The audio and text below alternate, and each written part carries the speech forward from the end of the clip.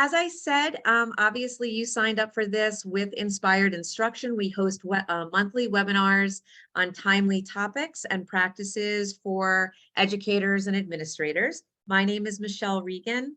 I'm the managing director at Inspired, and I'm super passionate about this topic. Brain-based learning is something I'm very passionate about, but specifically during COVID and since, we've been hearing so much from schools about how their students are struggling. And also as a mom, I can share my perspective on my own students and their struggles since COVID and just in the past few years. So today, let's go ahead and get started. Our agenda is pretty simple. We are going to discuss what it is that we're seeing in our classrooms, in our schools. We're going to look at that through the lens of scientific research, and then we're going to talk about what it is that we can do.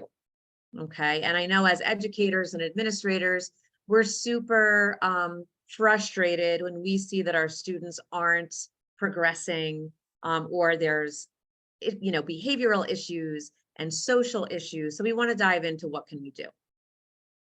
Okay, the first thing we're going to do is I want you to share what are the changes that you are seeing in students. So I'm going to pop this Padlet into the chat and ask you all to go ahead and just share, if you're a teacher, what are you noticing in your students? If you are an administrator, what are you hearing from your teachers?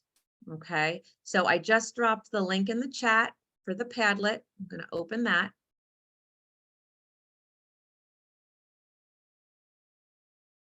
And once you get into Padlet, if you have not used Padlet before, on the bottom right-hand side, there's this pink little icon with a plus sign and a pencil.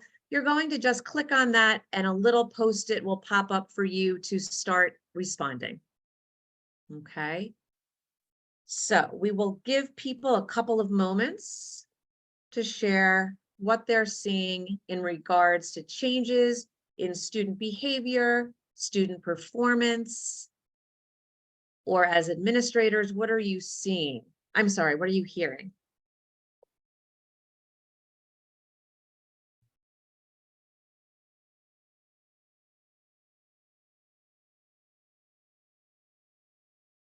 And I think it's really kind of reassuring to be able to read what others are putting down, because it's like, oh, thank goodness, it's not just me.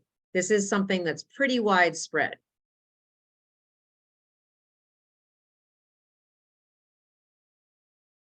Okay, I see some additional people are trying to join. Sometimes it takes a moment. And if we don't get a chance to fill up our Padlet, we can continue to share and discuss.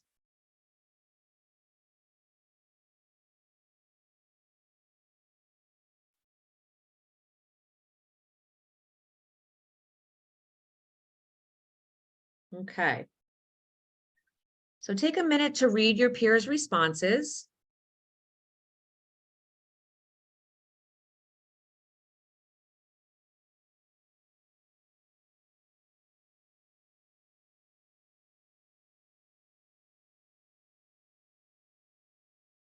Okay. So I'm going to leave the Padlet up and I'm going to ask you to unmute. And as they continue to pop up, just ask you to comment if you see something that resonates with you, or if there's something that surprises you. So anybody who would like to, feel free to unmute. And if you are off camera and you want to join us on camera, I always love to see your smiling faces. So what resonates with you here? Anyone at all?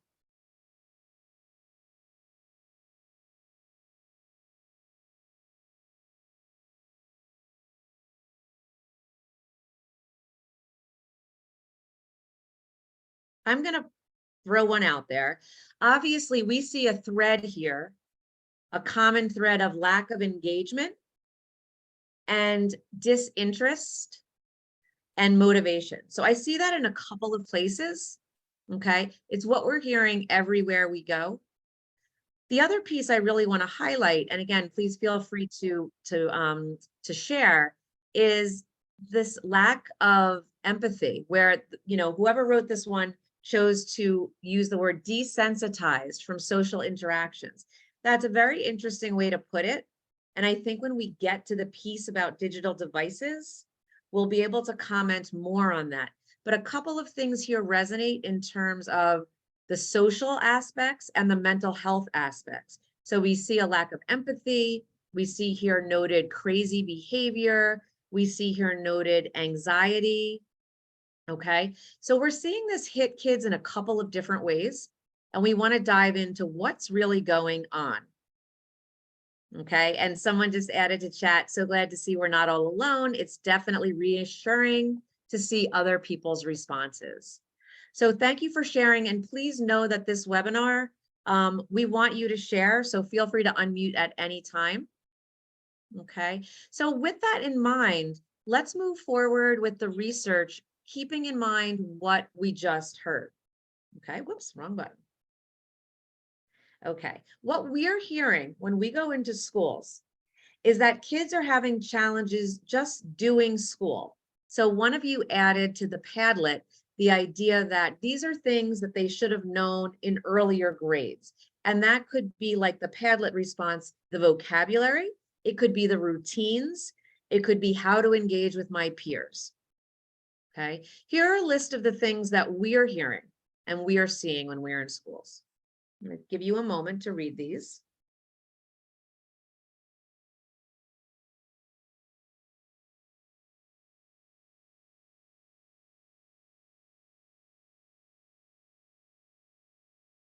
These very much mirror what you all just put on the Padlet. Okay, you can see my number one is decreased interest and motivation. And this trickles down. So if I have less motivation, that's absolutely going to affect my ability to persist during tasks that are challenging.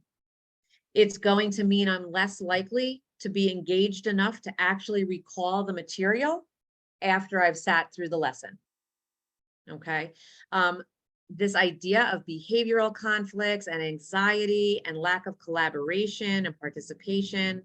Again, we saw that on the page prior in the Padlet. So this is very common. And so that's why we were, I have to say, excited. It's a little, worrying, the research, but excited to at least we can know why. And that's why we decided to do this workshop today, this webinar for you. Okay. Because what we're hearing and what we're seeing is that teachers are extremely frustrated. Their work-life satisfaction has suffered, and that shows up in the classroom, right? If I'm frustrated and I'm not really feeling like I'm getting the benefits that I used to get of seeing kids succeed and seeing kids try and make an effort, then that shows up in my ability to engage with students. So we really need to redefine the way we think about our students. Students in 2022, 2023, we almost have to kind of just reset our thinking about how they're developing, what it is that they need, and how we interact with them. Okay, so as we go through the next few slides with some of the research, I want you to think about it in those three ways. Okay, what is this sharing with me about student development? What is this telling me they need? And how does that impact my ability to interact with them? Okay, we love to give practical strategies that you can use tomorrow. And while we will do that, I think today what's probably most important is that you're going to leave with this new understanding, this knowledge, and hopefully a bit of a mindset shift. Okay, because we can't start using strategies before we make that shift ourselves. Okay. I've always liked this quote, but I think it is a really good way to think about what's happening in school in 2023.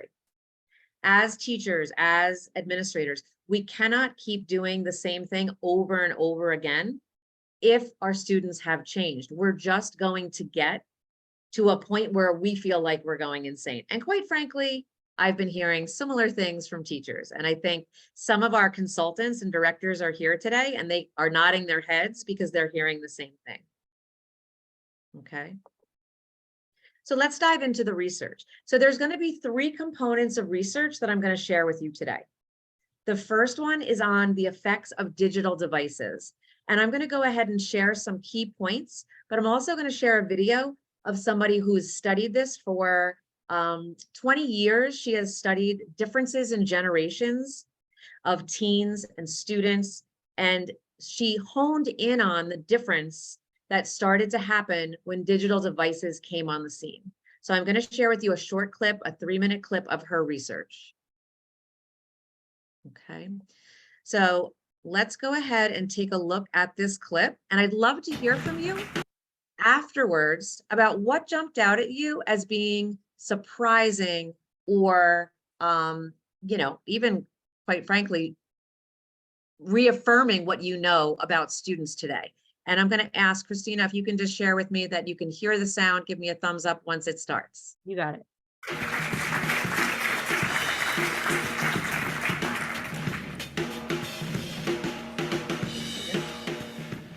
Good morning, everyone. We're here to discuss something very much on, I think, probably all of our minds and probably very much in our pockets, and that is these devices and how they are changing us. We're happy to have Jean and Barry here with us, and I'd like to start with Jean. Jean, in your book, iGen, you chart the largely negative effects, as you would describe it, that these excessive screen time are having most notably on our youth. And I want to read just a brief quote from your excerpt in The Atlantic. You say, "It's not an exaggeration to describe iGen, this group of just past millennials who are growing up, spending so much time on their devices. Not an exaggeration to describe iGen as being on the brink of the worst mental health crisis in decades. Much of this deterioration can be traced to their phones." Can you briefly sum up what these things are doing to our children? Well, I've been doing this work on generational differences for a long time, about 25 years, since I was an undergraduate myself, and started working with these big, nationally representative surveys of teens, and got used to seeing big generational differences, but differences that would take time to roll out, a decade or two, to become really noticeable and significant. Then in the data around 2011 or 2012, I started to notice some more sudden changes. So symptoms of depression suddenly shot upward, loneliness suddenly shot upward, happiness started to fall, life satisfaction just fell off a cliff. Then it started to show up in other places too. So clinical level, major depressive episode shot up by 50% among teens between 2011 and 2015. It began to appear in the suicide rate, in self-harm, things like cutting. There was just a paper 2 weeks ago in Pediatrics about a sudden increase in hospital admissions for thinking about suicides, of suicidal ideation, and suicide attempts. So just across the board, everything in terms of mental health and happiness is deteriorating among teens, and that began around 2011 or 2012. That just so happens to be the time when smartphones became common. 2012 was the year when the majority of Americans started to have smartphones. So there seems to be this tipping point where the phone takes over, social media becomes not just optional, but mandatory, and teens start spending so much more time on those devices and less time interacting with each other face to face and less time sleeping, which is really crucial for mental health. So even if screens don't have any direct effect at all, if they're crowding out the amount of time that teens used to spend hanging out with each other and sleeping, that indirect effect alone might potentially explain why mental health suddenly deteriorated right at that time. And yet there are some paradoxes here. On the one hand, we see some children actually appearing healthier. They're drinking less. They're having less underage sex. And yet they seem more isolated, more depressed. They're also perhaps healthier in some ways, but less experienced in the world. Can you talk about that paradox? Yeah, so iGen is physically probably the safest generation in history. So they are less likely to drink alcohol. They're less likely to get into car accidents. They're less likely to physically fight with each other. Yet, in terms of mental health and suicide, they're much more vulnerable. So it's this interesting pattern. And that's what you get not just with smartphones, but with a generation that's more protected in that they're less likely to go out without their parents and do that face-to-face social interaction, so they don't get in trouble, in the kind of the traditional risky ways that we used to think of teens. That iGen is really interested in safety, probably because their parents were very interested in safety. So you have that physical safety balanced with that, the not just vulnerability, but serious mental health issues. I'm going to pause it there. I actually let it run a little bit longer because it's to me simultaneously very disturbing and quite frankly upsetting, but also so informative. I just would love to hear if anybody wants to unmute. What's your reaction? What surprised you or didn't surprise you at all?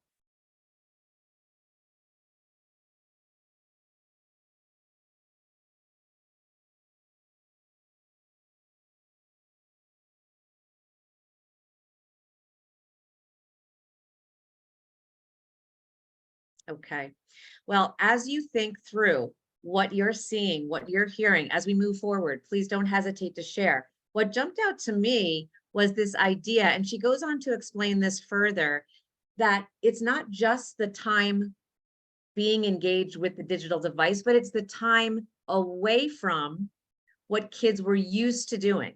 They were used to socializing with their peers, practicing those important skills, expressing themselves verbally in a dialogue as opposed to a one-way, quick behind a screen communication.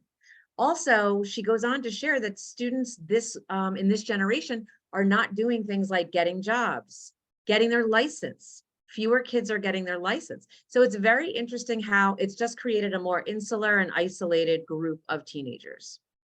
Okay. If we look at the effect, this is just a listing of some of the things that she mentioned. Major decreases in some of the positives and major increases in some of the very severe and worrying negatives. Okay, and we are definitely hearing from schools that they're struggling to keep up with the number of mental health referrals, in addition to all of the academic impacts that this is having.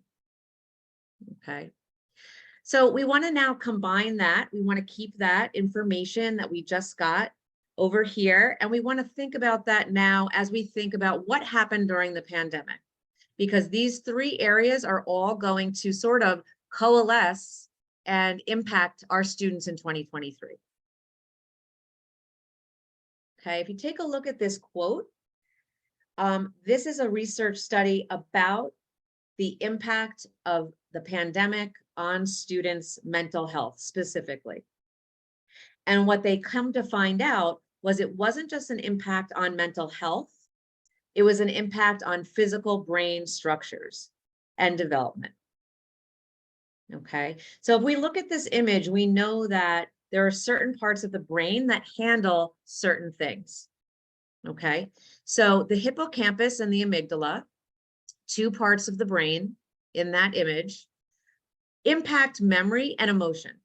So pretty much everything students need when they come to school, right? They need to be able to access prior learning. They need to be able to tap into their emotions, to be able to engage with the material. Students' brains after the shutdown were noted to be thicker. And that thickening is not a positive. It's an aging of the brain that happened too quickly. Okay. The cortex, which is really that higher level thinking, those executive functioning, came out to be in their PET scans much thinner.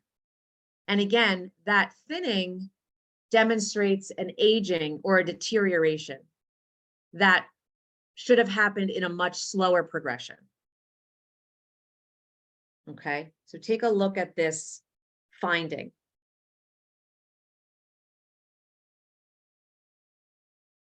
So students had an aging of 3 years in the time of the closing of the shutdown during that 10 months.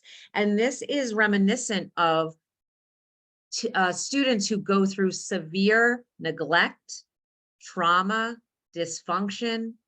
So we're seeing that in just this sample, And I have to comment, I was shocked to find out that the sample was actually in a very high socioeconomic group. So this does not even account for students that were coming from more at-risk demographics. This was a very major change in brain development. Okay, so basically the co-author of the study came away with a conclusion that we really cannot compare the brains of kids who are 16 and 17 today in 2023 to kids just a few years ago, because there's been so much change in their brain development. Okay, so again, a super important finding for us, and again, this is just a snippet, but just important to know that we really don't know the major impacts. This is going to have to be studied for quite a long time to come before we really know the impacts. And many of us thought, oh, it's going to take a year. We're going to have a year where kids are needing to catch up. We're now getting a glimpse into the research that's telling us this is going to be a long haul. And there could be some, beyond academic, there could be some very powerful and impactful mental health and even just kind of life skills negative impacts that are ongoing. Okay, this third piece of research that I wanted to share was also, I felt, an important one, especially for administrators. And this was research on students' sense of belonging in school. And I came across this separately looking for something else. And we know that the sense of belonging is so critically important, not only for academic success, but for that sense of well-being. And we just talked about all the negative impacts on student well-being. So something like sense of belonging that I think is really in our control in many ways as administrators. Here is the finding. It positively impacts graduation, involvement in curricular or non-academic activities. It increases students' connections with students and staff, which is huge because that's directly connected to students being able to share if they are going through those self-harm or suicidal ideation episodes. If they feel connected, the research shows if they feel connected with students and staff, they have an outlet for those feelings. But if they don't, that's where we're going to have some of these higher rates of those negative mental health experiences. And lastly, students' ability to feel that they're free to be themselves. So very important outcomes. And what we know from the research right now is in a very large study done by Qualtrics, only 51% of high schoolers feel they're belonging in their high school. So what about the other 49%? So I present all of this research for you today to really think about how does this shift my lens in terms of the work that I do in education? And it can feel very overwhelming. I didn't want to overwhelm you with too many stats and figures. It can feel very overwhelming, but to me, it's also an aha moment to kind of say, hey, this is why we are seeing all those things you guys noted at the front of this workshop or this webinar. And now that I know the why, I can be empowered to do something different. Okay, so Lucy, we need the good news now. Okay, so for me, the good news really is, just like if you think about anything with, when we're bringing kids to the doctor, like you need to do the diagnosis and know why before you can really fix the problem. And so I think that's where we start. Okay, and so we can impact this sense of belonging immediately.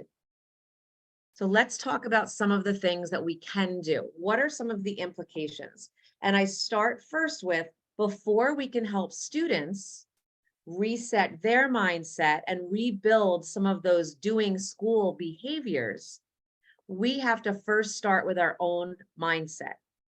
How does this impact the way we think about education? How does this impact the way we think about how we show up in the classroom every day? Okay, so I'm going to kind of just throw some things out at you. What is the climate and culture of my building? What does it say to students? Do students feel they belong? How is social emotional practices?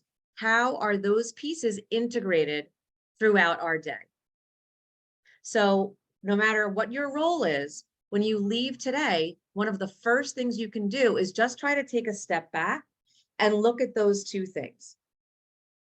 How am I connecting with students? How am I shoring up those relationships? How am I making sure students feel like they have a voice and they belong? We need to take a hard look at what mental health supports are in place. And I don't just mean guidance counselors. They are crucial, but we all know that they are overwhelmed. So what other things are in place for students? Do students feel safe reaching out to other staff in the building? Are we talking about, and this directly connects to the SEL practices, are we talking about our emotional, are we using emotional vocabulary? Are we talking about our feelings in classrooms, in safe spaces in schools? Do students feel like there is somebody in this building I can go to? Okay, so first and foremost, I want us to think about, after we leave today, here are 3 things that I want to take a deep dive into. I want to take a step back and think about these things. If the answer is no, then that's going to move you forward in thinking about, I shouldn't have said just no. If one of these is lacking or you feel you could do more, we want to think about accessing resources and training and support in these areas. Okay. What else? Building in the academic, we have to look at every lesson we do as an opportunity to engage and connect with students. So have a very critical eye about how student-centered and engaging are our lessons. If you are an administrator doing walkthroughs, that is a lens that I would be looking through. Because if they are not, kids are not only not learning the academic piece, but there's no opportunity for them to build that positive regard for themselves and to build up some of those things that we talked about in the beginning, like motivation, like participation, like collaboration. Okay. And lastly, executive functioning skills. We're going to take the last 15 minutes of this webinar, and we're going to look at some of these specifics that you can do. If your team has not had any exposure at all to executive functioning skills, that's something that I'd like everybody in education to consider, is how can I support students? And I can tell you right now that I am the mom of 3 sons. My youngest went through COVID at home school interruption. And I can tell you that this is where he's struggling very much with the planning and the prioritizing and the carrying out of tasks when they are challenging, because this is directly related to that frontal cortex, and kids did not get the practice during those times that there was interrupted learning. Okay, so what can that look like? I'm going to try to sum it up in a simple kind of little acronym here by just thinking about 3 E's. We need to connect with students on all levels, relationship building and through academics. So the 3 E's are empathy, engagement, and expression. So I want us to think about each of those, and I'm going to just share 1 or 2 strategies in each of those 3 areas. And somebody raised the idea of students lacking empathy.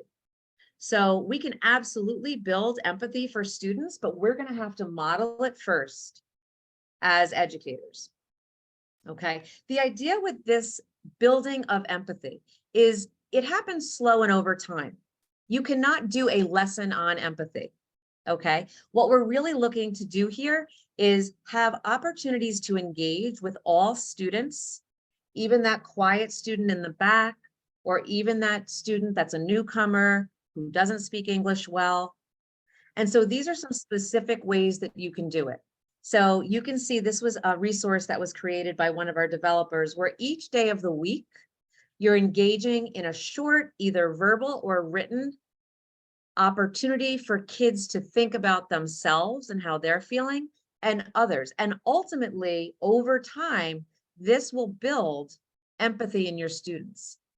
It will also show students that we as educators actually care about them. Okay.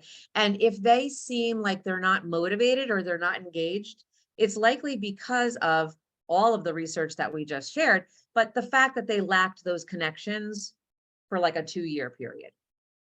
Okay, so this is just an example of Motivational Monday. You know, I probably wouldn't, you may not get tons of participation when you first start something like this. But if you start with the ones that are about themselves and then slowly move through, you know, what's something on Friday? What's something you can celebrate about yourself? What's something you worked hard on? What's your favorite part of the week? Doesn't have to be school related, but the idea is that they're starting to dive into those things that are important to them or that are hard for them, and then connecting that with another human being. Okay, engagement. This speaks to specifically to lessons. When you are planning your lessons, if you are a teacher, I think about these 5 bullets. If you're an administrator, these are the things you want to see. Have some sort of lesson kickoff. I like to call it a kickoff rather than a warm up. But it has to be quick, it has to be interesting, and it has to be interactive. Get their energy going from the start. Then the next piece is any actual lecturing or demonstration or modeling done by the teacher. That teacher talk portion of the lesson has got to be short. So it's really meant to match the number of years that the student is in their age. So if you have 7-year-olds and you're talking more than 7 minutes, it's a good rule of thumb, you've gone way too far. But generally speaking, the max you want to hit is 10 to 12 minutes. And beyond that, kids have to have some level of engagement. So how do we plan for those periods of engagement if you have to talk longer than 10 minutes? Well, you can do one of these 2 things. You can have them interact with the material, or you can have them talk to their peers. Okay, interact with the material is simple things like a stop and jot, like 2 truths and a lie, like what's the big deal? So what's the big deal? I'll start with that one, is literally you're going to pause where you are in your explanation or in your demo, and you're going to say, what's the big deal? They pull out a Post-it or in their notebook, and they have to jot down the most important thing that they heard during that short period that you spoke. This is less about getting it right and wrong. And so again, we have to build a culture of this happening. This is more about getting students to engage with the material. We know that brain research tells us if every single student in the class is not individually engaging with the material, they are not learning. No amount of fabulous lecture is going to get them to learn the information.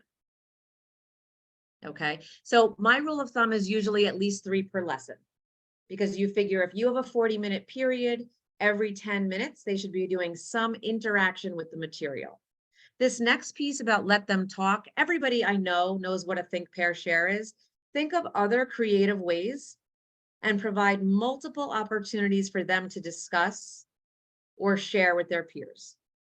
This is going to do a lot more than just keep them engaged. It's more motivating if it's fun, but also remember what you all said in the beginning about not wanting to collaborate with peers. They need practice.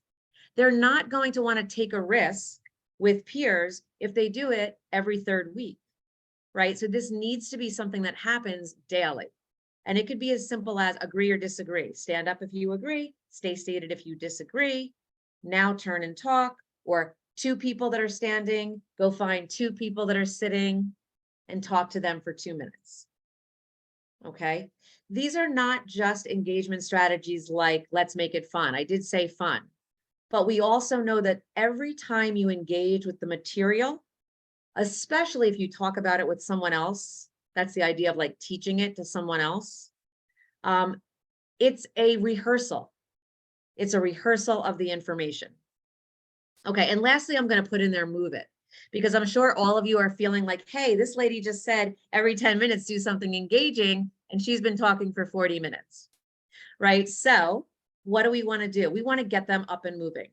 So it could be a response, like I just said to you, if you agree, stand, right? It could be to get somewhere. So you need to go, move to your groups, move to get materials, move for a station or a gallery walk, or it could be a brain break.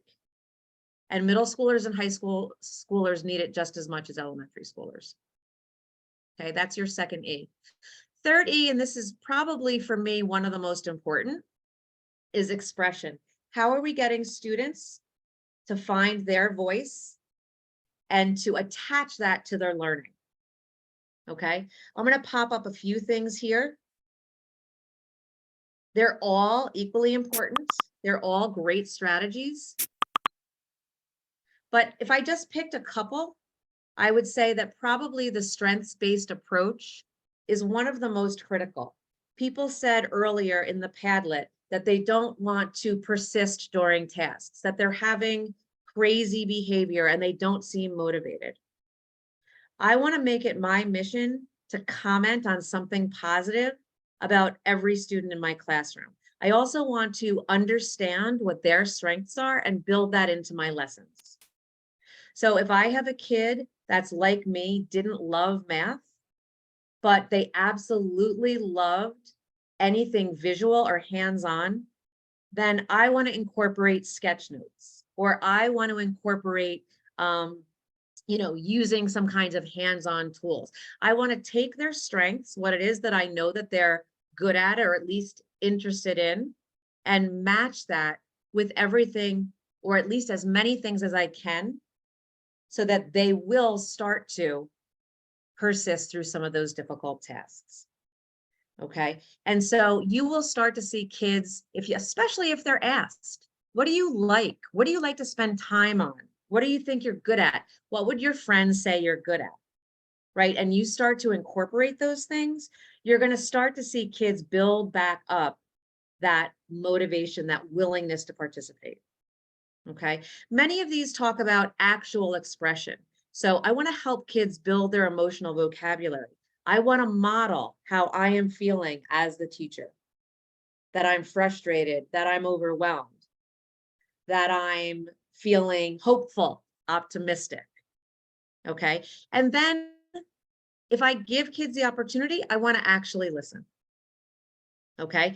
And it's literally, some teachers will say, I don't have time for all these things. I get that. But you could spend, 4 or 5 minutes giving kids an opportunity at the end of a lesson. Or you could just spend 4 or 5 minutes having them do the math problem.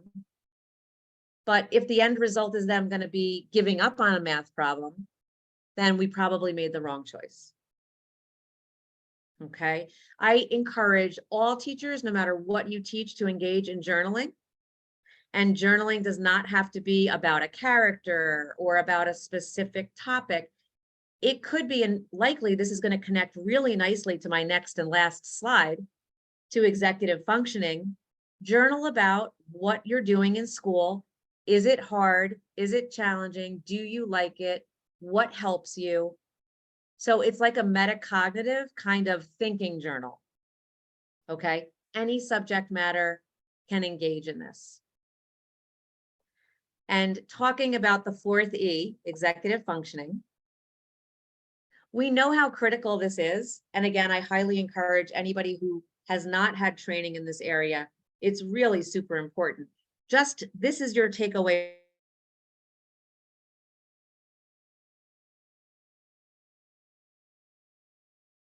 right here, an air traffic control system. Imagine that disruption, things are not going to go well. So what are some of the things that we can do? Okay. I gave you a lot of bullets here. And part of why I gave you so many things to think about is because I know that some of you are doing some of these things. So first and foremost, recognize that if you're giving them step-by-step instructions, if you're using rubrics, if you are praising the process, you are already helping to build executive functioning. Okay. This is really that metacognitive piece where kids are thinking about, how can I be successful? Right. And so if we can do some of the things that are bulleted here, you are building, you're making it explicit for them. Oh, okay. Well, this is what's coming next in the routine. And when that comes next, I usually need to get out my notebook and highlighters. And I know that the teacher is going to write instructions on the board, right? So that's just an example of one piece that supports development of executive functioning. I want to share with you briefly this resource we're sharing with you after today, and it's called a unit map and wrap. So there's two parts. So you use it at the start of a unit, and you can walk through all the things that kids should be thinking about as they're working through this unit. So it's very much a working document. And whoops, I wanted to click on it to show you. I might not have have it linked there, but it is something that you're going to all be receiving. It basically helps kids kind of see the big picture. You heard me say begin with or you saw the bullet, begin with the end in mind, right? So what are the goals? What's the expectations? What are strategies I can use? What kind of questions did I find difficult in today's lesson or on a quiz, or all of those things leading up to the end of the unit? And then when we get to the last part, the unit wrap is really cool because it's like, okay, what went well for me during this unit? What was difficult on the quizzes and the tests? What can the teacher do to help me? What can I do to help myself? So these are the types of tools. They can be modified, for use with different grades. If you're doing it in a younger grade, I might, I like the color coding here, and you can say today, Monday, we're looking at pink, and Tuesday or Wednesday, or even next week, we're going to look at the blue. So modify it as you see fit, but it's really this idea of building those skills for students so they have something to kind of hang on to when all of this, this learning stuff is hard right now. Okay, I'm going to open it up to questions. I know we hit our time. I know this was a lot of information in a short period of time, but like I said to you, while we like to provide strategies today, I really wanted to hopefully just get you thinking about how should I be looking at things a little bit differently. Okay, I'm going to open it up to questions. I'm also going to grab the evaluation link. I'm going to stick that survey link in the chat. And at that point, you can identify if there's specific areas you want to know more about, please put it in there. Everybody that attended will receive that unit map and wrap. And the video will also be posted if there's people in your building that you want to share with. So that'll be posted probably in the next couple of days. But I'd love to open it up. Does anyone have questions before our time ends together today? See someone posted in chat. Oh, thank you. Christina, is that the resource? Super. Yeah, that was the wrap. Perfect. That it was just because you couldn't click on it, so I just popped it in there for you just in case. Perfect. So Christina has that here for you, so you can grab it now, and it'll also be in your follow-up. I just want to add to the chat quickly before people have to leave today, the evaluation. I would love to get your feedback. What do you want to know more about? What things is your school struggling with? So I'm going to go ahead and stick that in chat for you now. And like I said, I'll hang out to answer some questions for anybody that has, but thank you so much for your time and attention today. I'm excited that you came. I think there's a lot of work that we can do about this, and we will definitely continue to provide updates as we hear more, because I think all three of these areas are areas that we want to follow what the research is telling us. Okay, thanks so much, everybody. And again, I'll kind of hang out for a few minutes if anybody has questions. And again, I'll take a look at your surveys to see how I might be able to follow up with everybody.